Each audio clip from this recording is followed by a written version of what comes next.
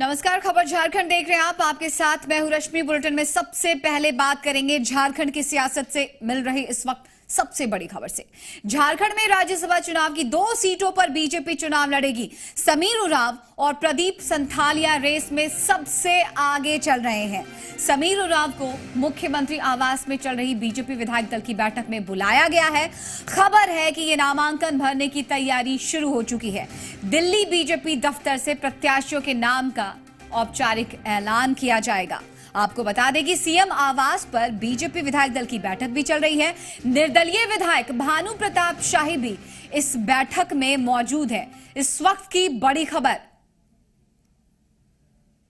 राज्यसभा की रेस और 2 लोगों का नाम सबसे आगे।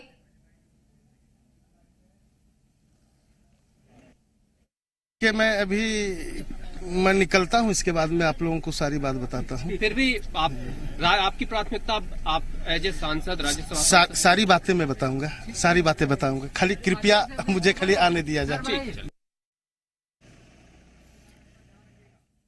तो बैठक में शामिल होने जा रहे हैं समीर उरांव। सीधे रुख करते हैं रांची। हमारे जी मीडिया संवाददाता मनीष इस वक्त जुड़ चुके हैं।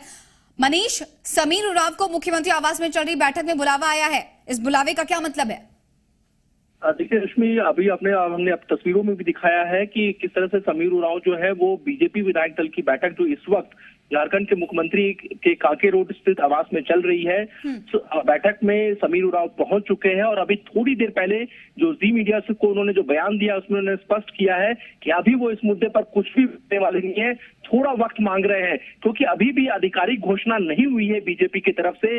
दिल्ली ऑफिस से ऑफिशियली जो राज्यसभा प्रत्याशियों की जो सूची है वो जारी हो रही है, इसलिए तमाम लोग जो है थोड़ा सा हम कह सकते हैं परहेज कर रहे हैं बयान देने से। लेकिन ना तो समीर उरांव बीजेपी के विधायक है और इस बैठक में उनका कोई काम भी नहीं है, लेकिन जब बीजेपी विधायक दल की बैठक शुरू हो गई है और उसके बाद दिल्ली से जब ये मैसेज मुख्यमंत्री आवास में पहुंच गया है कि समीर उरांव का नाम लगभग तय हो चुका है, उसके बाद समीर उरांव को सीएम आवास बुला लिया गया है। और दूसरी इंपॉर्टेंट खबर यह है कि प्रदीप संथालिया जो दूसरा नाम जो चल रहा है अभी रेस में सबसे आगे चल रहा है, प्रदीप संथालिया धनबाद के बड़े कारोबारी हैं, संघ से जुड़े रहे कई वर्षों से, वो भी रांची के लिए रवाना हो चुके हैं।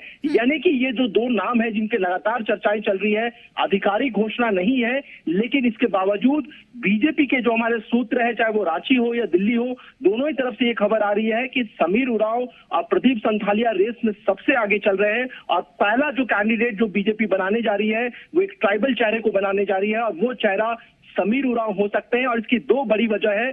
समीर उरांव एक आदिवासी चेहरा है, इसके अलावा वो पूर्व विधायक रह चुके हैं, पार्टी में प्रदेश उपाध्यक्ष का पद भी उनके पास है, इसके अलावा मुख्यमंत्री के काफी करीबी माने जाते हैं। और सीएनटी एसपीटी एक्ट मनीष, क्या ये 2 बड़े फैक्टर माने हम कि मुख्यमंत्री के बहुत करीबी भी रह चुके हैं और स्थानीय चेहरा है समीर उरांव? बिल्कुल, इसमें कोई दो राय नहीं है। हम कह सकते हैं कि अगर ये दोनों नामों पर मुहर लगती है तो इससे मैसेज साफ जाएगा कि एक बार फिर राज्यसभा चुनाव को लेकर के जो 2 नाम पर पार्टी ने मुहर लगाई है उसमें पूरी तरह से मुख्यमंत्री की चली है। और यही वजह है कि आप देखिए कि इससे पहले कई नामों को लेकर के चर्चाएं चल रही थी, चाहे वो अर्जुन मुंडा हो, समीर उरांव हो, इसके अलावा कई आदिवासी चेहरा पर नाम लगातार चल रही थी। हालांकि आधिकारिक घोषणा नहीं हुई है, लेकिन समीर उरांव को अगर पार्टी आधिकारिक रूप से अपना प्रत्याशी बनाती है तो साफ कहा जा सकता है कि यहाँ पर मुख्यमंत्री की चली है। और दूसरा एक मैसेज ये भी है, क्योंकि आप देखिए कि सीएनटी एसपीटी एक्ट को लेकर के जब पूरे प्रदेश में काफी बवाल मचा हुआ था, उस वक्त सरकार को समीर उरांव एक छोटा सा और आखिरी सवाल कर रहे थे। बिल्कुल। तो अभी जिस तरह की खबरें मिल रही है, जो हमारे सूत्र बता रहे हैं, उसके मुताबिक समीर उरांव का नाम लगभग तय माना जा रहा है राज्यसभा की रेस के लिए। और सबसे बड़ी बात है कि उन्हें बैठक में बुलावा भी आ गया है। और अभी जो तस्वीरें आप देख रहे हैं इस वक्त टीवी स्क्रीन पर अपनी, तो जो हाव भाव है समीर उरांव के, वो बहुत कुछ कह रहे हैं। फिलहाल बहुत बहुत शुक्रिया आपका हमसे जुड़ने के लिए मनीष। आपका आप नजर बनाए रखिए, अपडेट्स लेते रहेंगे आपसे।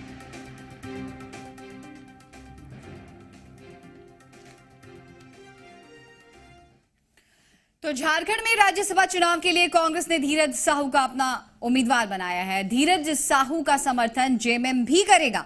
आपको बता दें कि 9 मार्च को ही जी बिहार झारखंड ने यह बताया था कि धीरज साहू ही विपक्ष के उम्मीदवार होंगे और अब इस खबर पर मुहर लग गई है। विपक्ष में ऑल इज वेल। धीरज से बनी सहमति। राज्यसभा चुनाव में धीरज साहू पर दांव। विपक्ष के साझा उम्मीदवार होंगे धीरज।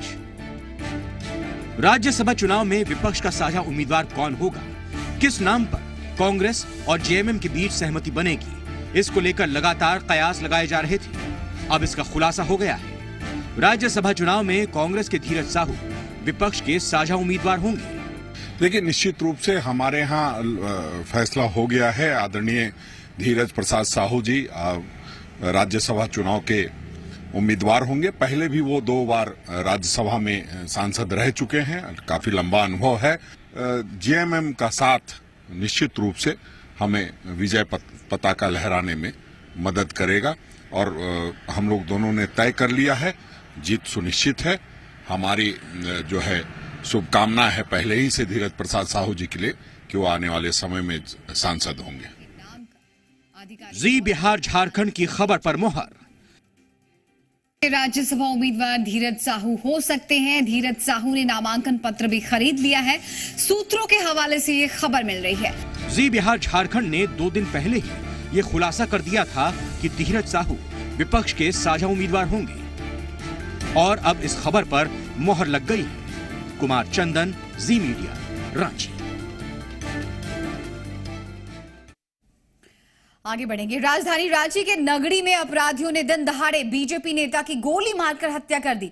वारदात के बाद हत्यारे फरार हो गए। हत्याकांड की लाइव तस्वीरें सीसीटीवी में कैद हुई हैं, जिसके आधार पर हत्यारों की तलाश की जा रही है।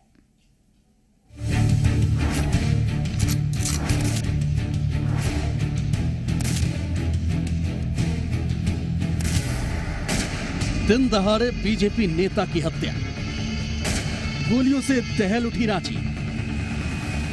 कानून व्यवस्था को चुनौती, मर्डर लाइव। बेखौफ अपराधियों बीजेपी नेता पंकज गुप्ता की हत्या कर दी। उन्हें उस वक्त गोली मारी गई जब वो चाय की दुकान पर खड़े थे। हत्या की पूरी वारदात लाइव सीसीटीवी में कैद हो गई। आगे की तस्वीरें दिखाएं उससे पहले आपको बता दें कि ये तस्वीरें विचलित कर सकती। पंकज गुप्ता अनहोनी से अनजान चाय के लिए खड़े हैं। कुछ देर में एक शख्स उनके आगे से गुजरता है। शायद वो तस्दीक करता है कि यही है पंकज गुप्ता। जैसे ही शख्स पीठ पीछे करता है, 2 हमलावर आते हैं।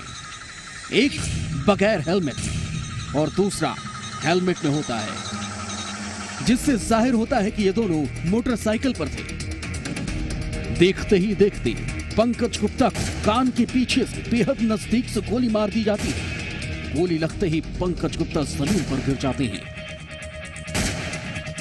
उतने में हेलमेट वाला भी दूसरा शख्स गोली मारता है। एक गोली उन्हें लगती है, दूसरी जमीन पर। दोनों हत्यारे भागने लगते हैं, लेकिन इस बीच गौर करने वाली बात है कि पहला शख्स जिस बंदूक से पंकज को धराशायी कर देता है, वो तुरंत अपने बैग से दूसरी रिवॉल्वर निकालता है और फिर उससे फायर करता है। रिवॉल्वर कागज में लिपटा होता है, जिससे आनन फानन में वो वहीं छोड़कर भागता है और जाते जाते दूसरे रिवॉल्वर से भी पंकज गुप्ता को गोलियां दाग देता है। मंसूबे कामयाब होने के बाद हत्यारे फरार हो गए। लोग देखते रह जाते हैं, कोई कुछ नहीं करता। हथियार का डर दिखाकर हमलावर भागने में कामयाब रहे। सन्नी शरद, जी मीडिया, रांची। तो बीजेपी नेता पंकज गुप्ता की हत्या के बाद लोगों का गुस्सा सड़कों पर फूटा। हालात को काबू में करने के लिए एसपी ने कमान संभाली। आक्रोशित लोग शांत हो गए, लेकिन दहशत से रांची उबर नहीं पाई है।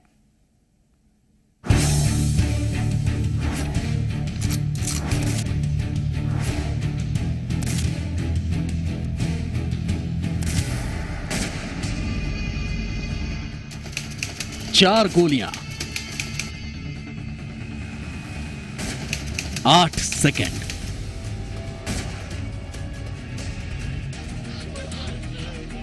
और खेल खत्म।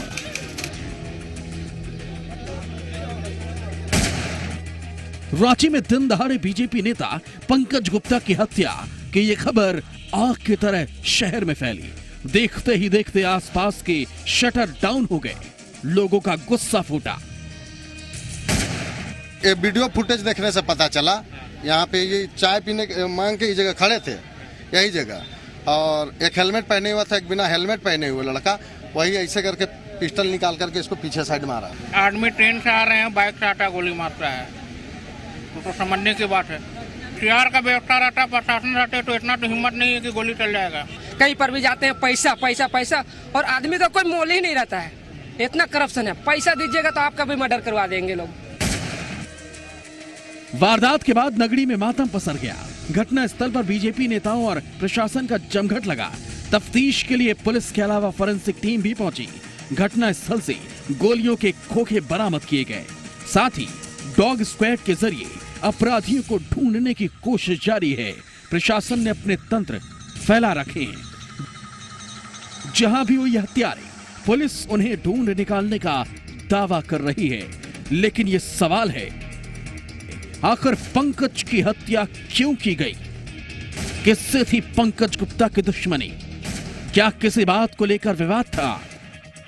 ग्रामीण एसपी की माने तो हाल में नगरी में जमीन का एक टुकड़ा खरीदा था। आशंका है कि जमीन को लेकर कोई विवाद हुआ हो। घटना के संदर्भ में बस इतना ही करना है अभी तत्काल कि 2-3 बिंदु अभी जो बातचीत में आ रही थी कि वर्तमान में जमीन लिए थे, उसी की बाउंड्री करा रहे थे। एक वो एंगल है जिसको कि हम लोग देखेंगे कि क्या बात है। लोहरदगा के बीजेपी अध्यक्ष पंकज की हत्या के बाद पार्टी प्रवक्ता प्रतुल सहदेव ने दुख जताया। उन्होंने पीड़ित परिवार को सांत्वना दी। ये बहुत ही दुर्भाग्यपूर्ण घटना है और भारतीय जनता पार्टी इस घटना की कड़ी निंदा करती है।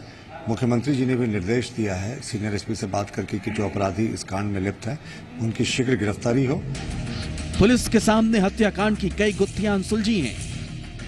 अपराधियों के हौसले को बयां करते ये वीडियो सन्न करने के लिए काफी है। वारदात से मुख्यमंत्री रघुवर दास भी मर्माहत हैं। लिहाजा अब खाकी के सामने चुनौती है, इस जघन्य हत्याकांड के गुनहगार जल्द से जल्द सलाखों के पीछे हों। सन्नी शारद के साथ कुमार चंदन, जी मीडिया, रांची। वहीं बीजेपी नेता की हत्या के मामले में हमलावरों का सुराग देने वालों के लिए इनाम का ऐलान किया गया है। रांची के प्रभारी डीआईजी साकेत सिंह के मुताबिक हमलावरों का सुराग देने वालों को 50,000 रुपए नकद इनाम दिए जाएंगे। साथ ही साथ उनकी पहचान भी गुप्त रखी जाएगी। पुलिस ने हमलावरों की तस्वीर भी जारी कर दी है।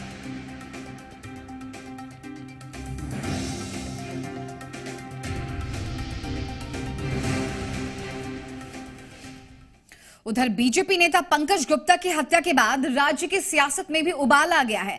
जेएमएम और कांग्रेस ने लॉ एंड ऑर्डर पर बड़े सवाल खड़े किए हैं। लॉ एंड ऑर्डर की स्थिति है ये बहुत ही माने अलार्मिंग है। ये समझना चाहिए शीर्ष स्तर पर बैठे नेताओं को और जो शीर्ष पदाधिकारी हैं। लेकिन अफसोस की बात है, बहुत तकलीफ होती है कि जिन पदाधिकारियों को जो दायित्व सौंपा जाता है वो दायित्व न करके दूसरे काम में वो लगे रहते हैं। राज्य में कानून व्यवस्था पूरी तरह से ध्वस्त हो चुकी है। अब जो भाजपा के नेता को दिन दहाड़े गोली मारकर हत्या कर दी जा रही है, तो इस राज्य में कैसा शासन चल रहा है इसकी कल्पना आप कर सकते हैं। भाजपा के शासनकाल में संगठित अपराध और आपराधिक गिरोह का इजाफा हुआ है, आंकड़ों में लगातार वृद्धि हुई है, लेकिन सरकार इन सारे दावों को झुठलाते रहती है। इस वक्त वारदात की एक और खबर मिल रही है राजधानी रांची से, जहां तुपुदाना में ब्रिजफोर्ड स्कूल के पास अज्ञात अपराधियों ने एक युवक को गोली मार दी है, जिससे युवक जख्मी हो गया है। उसे फौरन पुलिस ने अस्पताल भेजा और मामले की तहकीकात शुरू कर दी गई। एक बार फिर से बता दें आपको, एक और बड़ी खबर मिल रही है राजधानी रांची से। तुपुदाना इलाके में ब्रिजफोर्ड स्कूल के पास अज्ञात अपराधियों ने एक युवक को अपना निशाना बनाया, जिससे युवक जख्मी हो गया। फौरन मौके पर पुलिस पहुंची और घायल युवक को अस्पताल ले जाया गया। मामले की तफ्तीश शुरू कर दी गई है। तो एक के बाद एक वारदात की खबरें मिल रही है राजधानी रांची से। जाहिर सी बात है, अपराध का ग्राफ लगातार बढ़ रहा है। सुबह खबर आई बीजेपी नेता की हत्या की और शाम को खबर आ रही है अज्ञात अपराधियों ने एक युवक को अपना निशाना बनाया। बात करेंगे बोकारो की, जहां डॉक्टर भीमराव अंबेडकर की मूर्ति के साथ कुछ शरारती तत्वों ने छेड़छाड़ की है। विरोध में अनुसूचित जाति मोर्चा संघ ने आगजनी की। नेताओं ने मामले को तूल देने की कोशिश की, हालांकि डीएसपी ने इस पूरे मामले को संभाला है। शरारत, सियासत और संग्राम। जी हां, बोकारो के सेक्टर 4 के जैविक उद्यान के पास ये सब हुआ। मामला कुछ असामाजिक तत्वों की शरारत पर भड़का, जिन्होंने बाबा साहेब भीमराव अंबेडकर की मूर्ति के हाथ पर टायर लटका दिए। लोग देखते ही भड़क उठे और सड़क पर आगजनी की, जाम लगा दिया, जिससे आवाजाही थम गई। पुलिस मामले को शांत करने पहुंची, लेकिन पुलिस को भी यहां काफी मुश्किलों का सामना करना पड़ा। सिटी डीएसपी अभिमन्यु अंबेडकर प्रतिमा पर लटके टायर को हटाने के लिए आगे बढ़े, लेकिन कुछ लोगों ने फिर विरोध किया, जिस पर डीएसपी ने ताकीद की, राजनीति नहीं। कुछ देर की गहमागहमी के बाद आश्वासन दिया गया कि शरारती तत्वों की गिरफ्तारी के साथ प्रतिमाओं के आसपास सीसीटीवी कैमरे लगाए जाएंगे। रात्रि में सेक्टर 4 थाना अंतर्गत जो अम्बेडकर चौक है, वहाँ पर कुछ शरारती तत्वों के द्वारा माननीय भीमराव अम्बेडकर के प्रतिमा पर टायर पहना दिया गया था। तो इस वजह से कुछ लोग जो है इकट्ठा हो गए थे। उनकी मांग थी कि जो प्रतिमाएं हैं शहर में, उन प्रतिमाओं के आसपास कवरेज के लिए सीसीटीवी कैमरा लगाए गए। कुल मिलाकर शरारती तत्वों ने राजनीति को हवा दी। शरारत को सियासी मोहरा बनाने की कोशिश की गई। बेकार का बखेड़ा करने में कोई कसर बाकी नहीं रखी गई। मृत्युंजय मिश्रा, जी मीडिया, बोकारो। आगे बढ़ेंगे। सीएम रघुवर दास ने गांव के सामाजिक विकास और आर्थिक विकास पर जोर दिया है। ओरमांझी से नशा मुक्ति गांव में लोगों की हौसला अफजाई के लिए वो पहुंचे थे।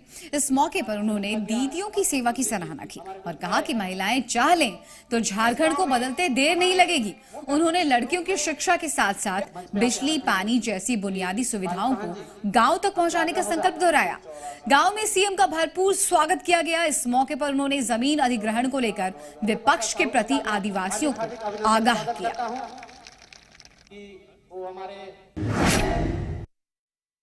दुनिया में कोई काम ऐसा नहीं जो हम आप चाह जाए वो काम नहीं, और वो काम आपने करके दिखाया, क्योंकि आपने चाहा नशा मुक्त गांव। कोई बदल सका इसको? तो जुनून, चाहत,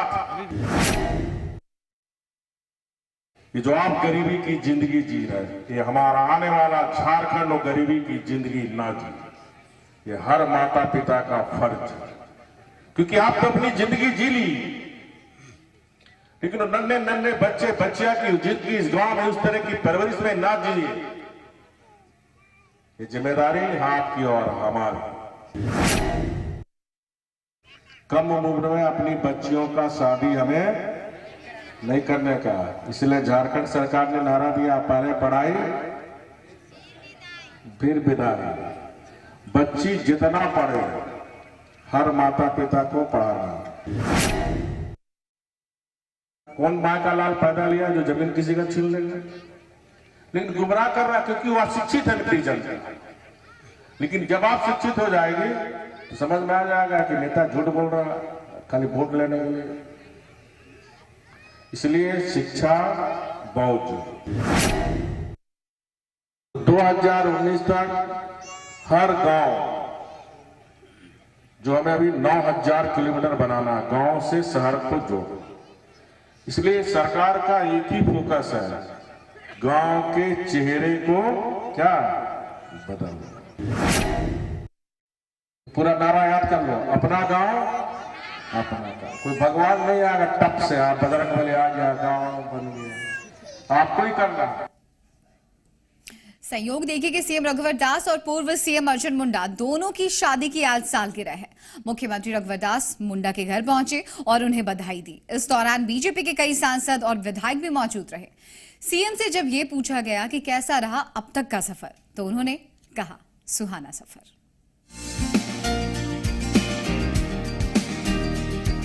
ये महज संयोग है कि मुख्यमंत्री रघुवर दास और पूर्व मुख्यमंत्री अर्जुन मुंडा दोनों की सालगिरह एक ही दिन है। सीएम रघुवर दास ने 39वीं तो अर्जुन मुंडा ने 25वीं सालगिरह मनाई। इस मौके पर रघुवर दास मुंडा के घर पहुंचे और उन्हें बधाई दी। इस दौरान वो मुंडा की माताजी से भी मिले और उनका आशीर्वाद लेने का सौभाग्य मिला। मुंडा के आवास पर बीजेपी के कई सांसद और विधायक भी पहुंचे, जिनमें नीलकंठ मुंडा, सरयू राय, सीपी सिंह और एजेएसयू के सुप्रीमो सुदेश महतो भी शामिल थे। रघुवर दास ने कहा कि उनके अब तक का दाम्पत्य जीवन का सफर सुहाना रहा। 40 वर्षों का साथ सर कैसा रहा? थोड़ा है भैया। बहुत सुहाना सफर रहा। 2 लाइन सिर्फ सर, मैडम के लिए 2 लाइन बोल दीजिए प्लीज। हमको कुछ नहीं आता सबको। नारी शक्ति, मेरी इच्छा है कि समाज की शक्ति, राज्य की शक्ति और राष्ट्र की शक्ति कैसे है। मुंडा जी के शुभ विवाह के 25 वर्ष पूरा हो रहा है और एक ऐतिहासिक क्षण है। उम्मीद करेंगे कि 25, 50, 75, 100 तक माने और मेरे सुपुत्र का भी जन्मदिन है। यहाँ रुकेंगे छोटे से ब्रेक के लिए। आगे देखिए, झारखंड में महिलाओं को सरकार की तरफ से दी गई ट्रेनिंग का असर।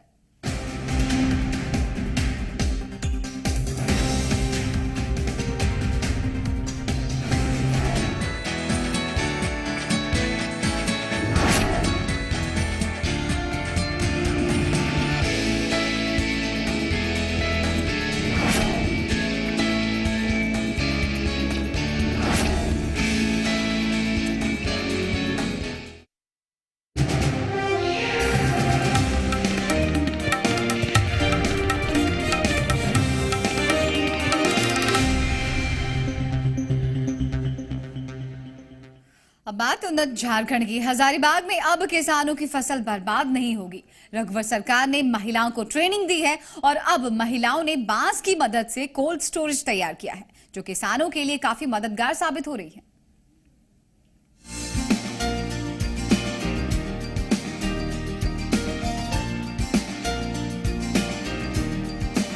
आलू और टमाटर जैसी सब्जियों के लिए बांस से बना देसी कोल्ड स्टोरेज किसी राहत से कम नहीं।